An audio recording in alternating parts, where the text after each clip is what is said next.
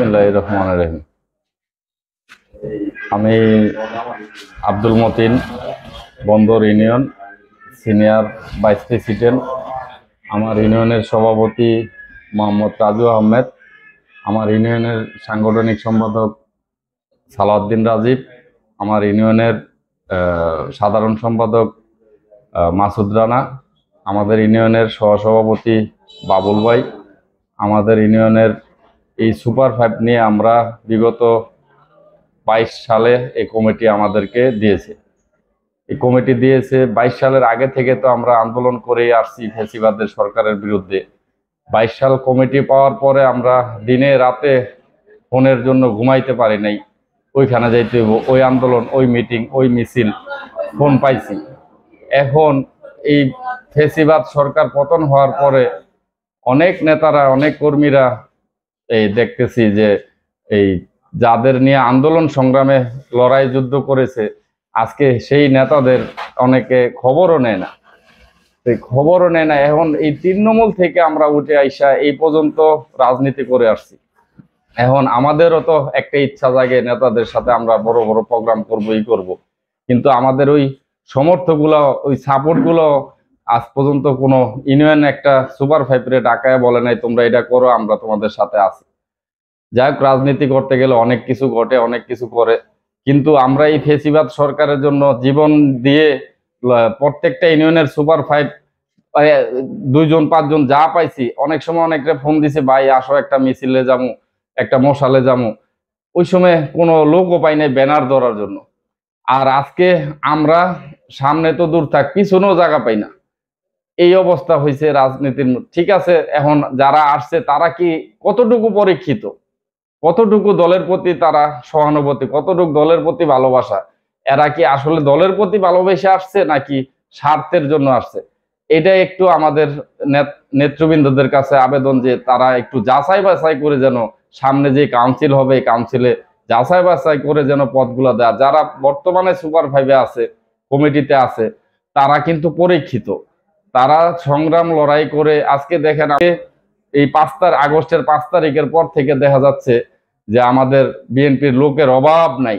এমনকি কিছু লোক আছে দোসর, যারা আওয়ামী লীগের বিগত দিনে সাপোর্ট দিয়ে গেছে, জাতীয় পার্টির সাপোর্ট দিছে, তাদের জন্য আমাদের বিএনপির নেতাকর্মীরা বাড়িতে ঘুমাইতে পারে না, মামলা দিয়া, তারপরে ওই হুমকি দিয়া বাড়ি ছাড়া করছে। আজকে তারও দেখতেছি কমিটি নেওয়ার জন্য উদাস হয়ে পড়ছে। তো আমার একটাই কথা থাকবো, বিএনপি বিএনপি বিএনপি এখন রাজনীতির যে প্রেক্ষাপট, এই প্রেক্ষাপটটা যেন এই বিগত দিনগুলা যাচাই বাছাইয়ের মাধ্যমে হয়। আমার নেতা তারেক রহমান, আমরা জিয়াউর রহমানের আদর্শের রাজনীতি করি, আমরা কোনো পরিবারের রাজনীতি করি না। আমরা পরিবারের রাজনীতি করলে একটাই পরিবার, জিয়াউর রহমানের পরিবার থেকে যে দল গঠন হয়েছে ওই দলের রাজনীতি করি। আমরা কোনো ব্যক্তিবর্গের রাজনীতি করতে আসি না এখানে।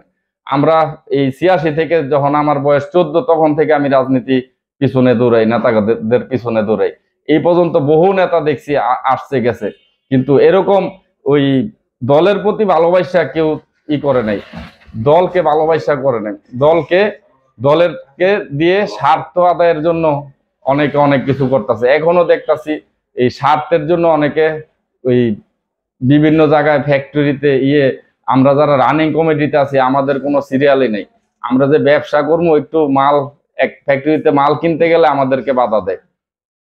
একটা একটা ওই আওয়ামী লীগের দোসর আগে যারা ছিল, এদেরকে নিয়ে দিয়ে ব্যবসা বাণিজ্য চলছে।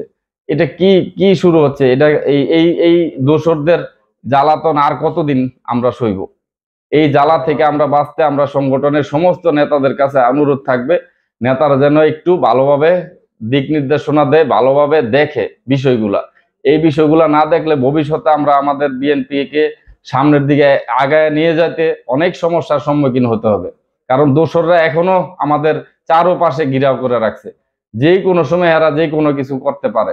অতএব আমাদের নেতৃবৃন্দদের কাছে মহানগর থেকে কেন্দ্রে পর্যন্ত যত বড় বড় নেতৃবৃন্দ আছে, তাদের কাছে অনুরোধ থাকবে, এরা যেন পরীক্ষিত নেতাগুলা আগে ডাক খোঁজ দেয়, খোঁজ খবর নেয় যে কারা ছিল দুর্দিনে, এই দুর্দিনে কারা ঢাকায় আসছে জোতার তলি ক্ষয় করে। আমরা কারো পাও চাইটা রাজনীতি করতে চাই না। আমরা জুতার তলি ক্ষয় করে রাজনীতি করে আসছি, পাও চাটা রাজনীতি আমরা করি না। বিএনপিকে ভালোবাসি, ভালোবাসবো। আর যতদিন বাইচা থাকি বিএনপিকে ভালোবেসে রাজনীতি করে যাব, নিজের স্বার্থের জন্য না। আর এই বলে আমার বক্তব্য শেষ করছি। বাংলাদেশ জিন্দাবাদ, বাংলাদেশ জাতীয়তাবাদী দল জিন্দাবাদ। শহীদ জিয়া অমর হোক, দেশনেত্রী খালেদা জিয়া দীর্ঘজীবী হোক। তরুণের অহংকার তারেক রহমান জিন্দাবাদ। তারেক রহমান বীরের বেশে আসবে ফিরে বাংলাদেশে। এই বলে আমি আমার সংক্ষিপ্ত বক্তব্য শেষ করছি। আসসালামু আলাইকুম রহমতুল্লাহ। বন্দর ইউনিয়ন বিএনপি জিন্দাবাদ।